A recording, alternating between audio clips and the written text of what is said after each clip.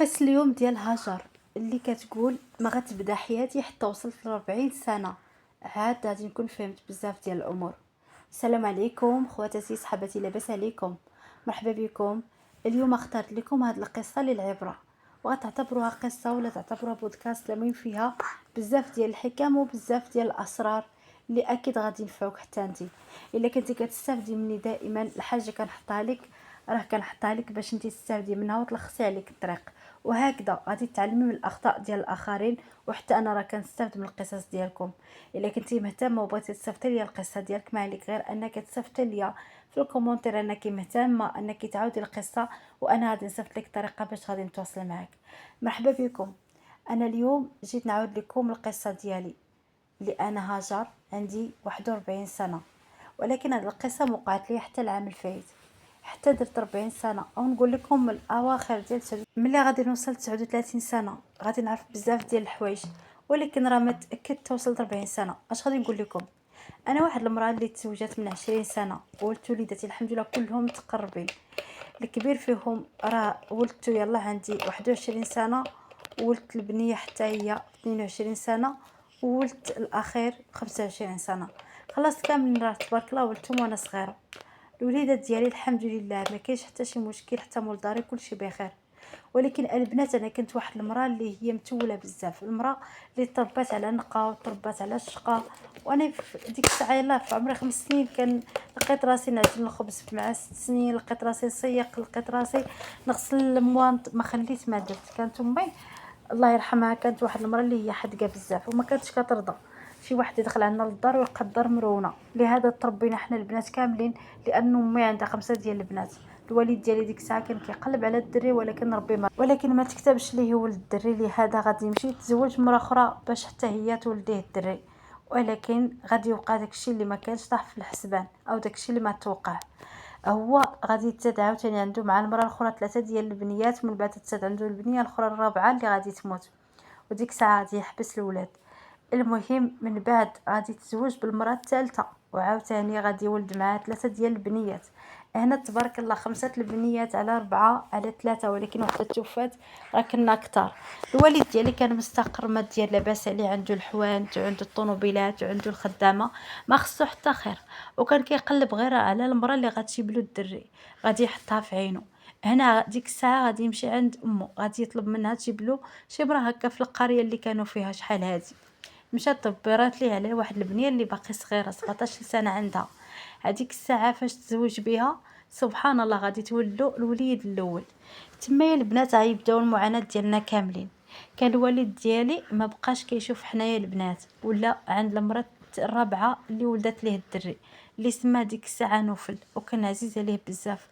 دار ليها البنات واحد الاسبوع ما نعاودش لكم، طلع فيه وجاب المراه الرابعه الذهوبات وما خلى ما جاب ليها.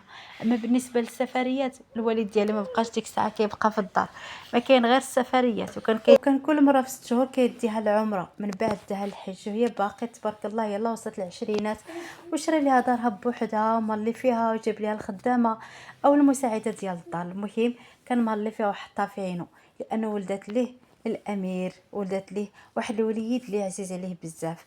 ما غاديش نكذب عليكم، داك الدري داير ليه ترونسبور، يمشي معاه يخرج معاه هو ومرته. اما حنايا وهذوك العائلات الجوجات الاخرين ما عمرو جا عندنا حتى في الاعياد. كان يشري لينا الحولي، يوصي شي واحد اللي غادي يذبح لينا يمشي عند مرته، لانه مرته كانت كتعيد عند والديها، عند امها ما عندهاش باها وعندها غير خواتاتها. اش غادي نقول لكم؟ المهم ماشي هي دي القصه ديالي في 40 سنه. مني البنات غادي نكبر، وانا باقي كما قلت لكم كانت امي علماتني باش نولي حاره، وكندير الشغالات ديال الدار. وانا يا البنات كانت عندي المعاناه، وكنت مريضه من وانا صغيره، كنت مريضه بسبب المشاكل ديال الوالد ديالي، اللي كنت كنشوفه مره في عامين مره في 3 سنين. طبعا كيكسينا كيصيفط لينا الفلوس، ولكن الوجود ديالو راه ما كانش في الدار. وكان البنات كيبقى فيا الحال فاش كنشوف الطريقه باش كيتعامل مع داك الوليد اللي كيلبسو. الا كان لبسنا اللبسه الواحد راه هو كيجيب له 5 اللبسات. من بعد البنات هذيك المرات الوالد ديال الرابعه ولدت عاوتاني وليد، ولدت ليه 3 ديال الدراري. ما نكذبش عليكم، جاتنا الغيره وبقى فينا الحال، ولكن داكشي اللي كتب علينا الله. المهم البنات، انا فاش وصلت 40 سنه وليداتي كبروا شويه، رجعوا لي دوك المعاناه وما قدرتش البنات نعاس، وكنفكر طريقه باش كان كيتعامل معنا، ودائما كيبقى فيا الحال. وكنقول علاش انايا كان عندي واحد الوالد اللي كان قاصح معنا، ولكن كان كيلعب مع خوتي الاولاد وكان كيخرجهم وكيتهلا فيهم. تما يا البنات بحال الا غادي يجيني واحد المرض ديال الاكتئاب. هذاك المرض فاش جاني البنات بداني بالرهاب الاجتماعي من بعد بنوبات الهلع. وليت البنات كرهت الحياه، وليت كنحس بلي انا مظلومه دائما، وليت البنات كنشوف الناس ما مزيانينش، وكنت كنتخيل دائما بلي حتى وليداتي واحد النهار غيتخلاو عليا ولا مول داري. ما كنتش البنات كندير الثقه. مشيت لواحد الطبيبه غادي ندوز عندها، تقول لي خصك تعاودي لي ضروري كاع التفاصيل ولو تكون صغيره ديال الماضي ديالك. عاودت ليها كلشي، قلت لها كيفاش كيتعامل معنا الوالد ديالي، كيفاش كاين ما كيطلعش فينا، يطلع في خوتي الدراري. وهنا عاودت لها القصه ديال الماضي ديالي كامل. المهم البنات خرجت لي الدواء، قالت لي ولكن انت عندك القرار، بغيتي تعالجي راسك غير بتغيير السلوك ديالك، راه غادي نعطيك واحد 6 شهور بلا الدواء، من بعد كل شهر غادي تزوريني 2 حصص في الشهر. مشيت البنات نتبع مع الطبيبه، ولكن كنلقى راسي ما قدرتش ننسى داك الحقد. البنات بدا كيكبر، وكنحس براسي بلي كنحقد على والديا، ماشي غير على الوالد ديالي، حتى على الوالده ديالي حقدت عليها، لانه كنقول هي السبب. يكون ما كانتش هي، او يكون كانت، الله يسمح لي استغفر الله دابا عاد فهمت، كنت كنقول يكون ولدات له لبايا، يكون ولدات له الدري، ما كنتش انا وخوتي غاديين يتموا. واخا مازال بانا كاين، ولكن ما عمرو جلس معنا، ما عمرو خرجنا، ما عمرو ضحك معنا. ما غيحس بيا غير اللي كان باه عايش ولكن بحال الا ميت. ما عمرو جلس معنا. وحتى البنات في الزواج ديالي ما غاديش نكذب عليكم، راه ديك الساعه فاش غادي نتزوج خويا كانت عنده واحد الحفيله، راه مشى عنده وما جاش العرس. وطبعا كلف ودار العرس ودار القاعه وكل شيء، ولكن حسيت البنات بالحكره. فداك النهار الفرحه ديالي اللي كان خصو يجي ما جا له هو لا مرتو الرابعه. اما بالنسبه لعيالاتو التانيين راه جايين عندنا فرحوا بينا، والحمد لله كنتعامل معاهم بخير، وحتى خواتاتي البنات. اش غادي نقول لكم، بديت البنات كنعاني امراض نفسيه، نوبه الهلع، رعب اجتماعي، بزاف ديال الامراض. وليت مخنوقه، كنحط راسي بالنسبه لراجلي خرجني مصفرني، ما خلى ما دار باش هكا نتبدل. ولكن كنتذكر داك نوفل، وكنتذكر طبعا المعاناه ديالنا مع خوتي الدراري اللي كانوا متكبرين، وكانوا فاش دايرين ديك 18 سنه شرا ليهم دوز لهم البيرمي، وشري لهم الطوموبيلات، وداير لهم المحل. ما تيش نكذب عليكم، دار لهم بزاف ديال الحوايج. وغير الدار فين ساكنه الرابعه راه القصر يا البنات، وعندها جوج مساعدات في الدار، وعندها الطوموبيله ديالها، وعندها المحل ديالها ديال الصالون، لان هي قرات الصالون. طبعا لان باقي صغيره وباقي شابه وكملات قرايتها، ماشي بحال امي وماشي بحال عيالات اخرين تانيين اللي كانوا كامل جايبهم في القريه في الجبل. ما غاديش نكذب عليكم، انا حاولت مع الطبيبه، مشات معايا من 40 من 39 سنه حتى دخلت 41 سنه. من تما هي البنات غادي نجلس مع راسي، غادي نلقى راسي ضروري ان غادي ناخذ الدواء. فداك العام الاول ما كنتش بغيت ناخذ الدواء، من بعد خديت الدواء وبديت كنشربو يا البنات، كنحس بشويه الحمد لله كنسى. عطاتني بزاف ديال الادويه اللي كيساعدوني نعس. اش غادي نقول لكم، كنعس، ولكن في كل ليله كنبكي، في كل ليله كنفكر هذاك الماضي، دوك الصور كيجوني امام بين عينيا. المهم البنات ما غاديش نكذب عليكم، مشات ليا وجات ليا، وبقيت على ديك الحال. بقيت البنات كيتزاد عليا الحال، ولكن بقيت البنات كيتزاد عليا الحال حتى وليت سديت على راسي، ما بقيتش نحضر المناسبات، ما بقيتش نمشي مع وليداتي للمدرسه. اللي كيضحك البنات ما كتبغيش تضحك، تخرج ليا. وليت البنات في واحد الاكتئاب، ما غاديش نعاود لكم، كرهت الحياه، كرهت الدنيا. واحد النهار البنات الطبيبه غتطلب مني، تقول لي ضروري تمشي تصالحي مع باك، لانه البنات انا بالنسبه للوالد ديالي ما بقيتش كنزورو، ما بقيتش كنسول فيه. المهم قالت لي ضروري تمشي تشوفي باك وتنسي التعامل ديالو، راه الله يحسن العوان. واحد النهار البنات غادي ندق عليهم، لانه كما قلت لكم ولا مستقر عند الزوجه الرابعه.